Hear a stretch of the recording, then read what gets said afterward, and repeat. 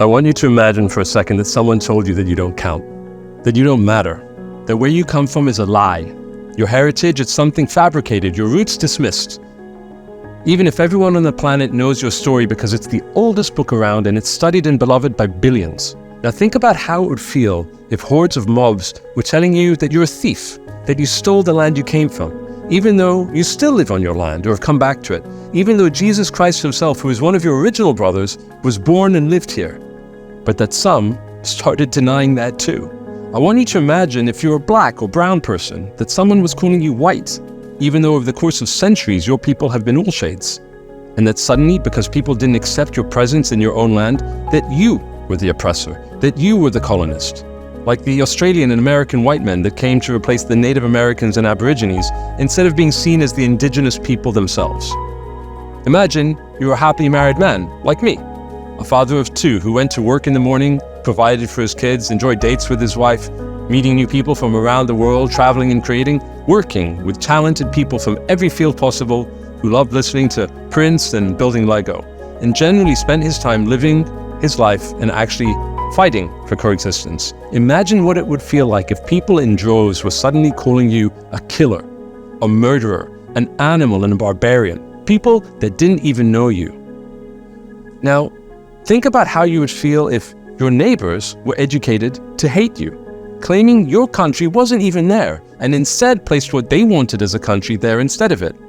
And it was in their school textbooks, and that the United Nations was letting it happen under their watch. Indeed, the whole civilized world was. And over the course of years, these neighbors allowed their children to be brainwashed by this hatred, growing up hoping to stab you, throw rockets at you, don suicide vests to blow you up, shoot at you, lob rockets and missiles at you, trying to kill you for decades.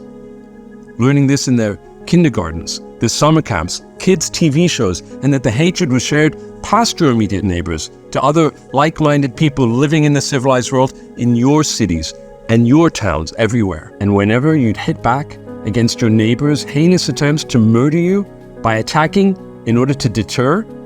your legitimacy would be called into question for defending yourself,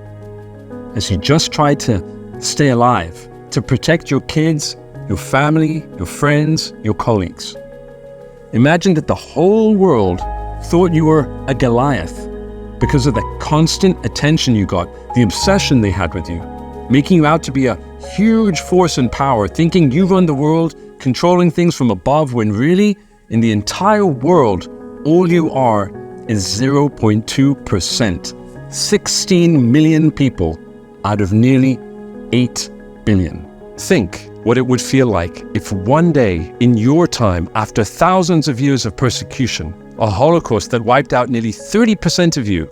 75 years of constant wars, that you woke up on one particular October 7th morning and watched as over 1,000 of your brothers and sisters who were husbands, wives, babies, kids, the elderly, and even Holocaust survivors were gunned down, gang raped, mutilated, blown up, decapitated in an all-out massacre, that around 240 of them were taken back to a hellhole across the border, held as hostages and put in cages like animals, kept in the dark, underground, while much of the world cheered it on.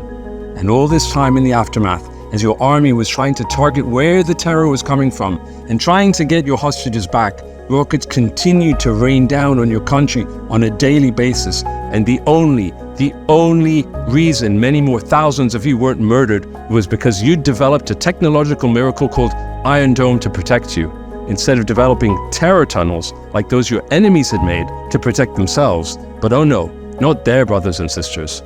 All the while you felt the world wasn't saying much about it. Sure, some countries allied themselves with you, but even those countries allowed mobs of haters to take over their streets, claiming you were committing genocide, not those they supported who openly called for your elimination themselves. That these countries were letting this hatred spread because the people in them were either indifferent, couldn't be bothered to do anything about it, or were actually okay with it, even though you knew that the hatred directed at you would one day be directed back at them in their own countries. I want you to stop and think about what that would feel like for you, because then you'd feel like a Jew, like I feel, like so many of us feel. But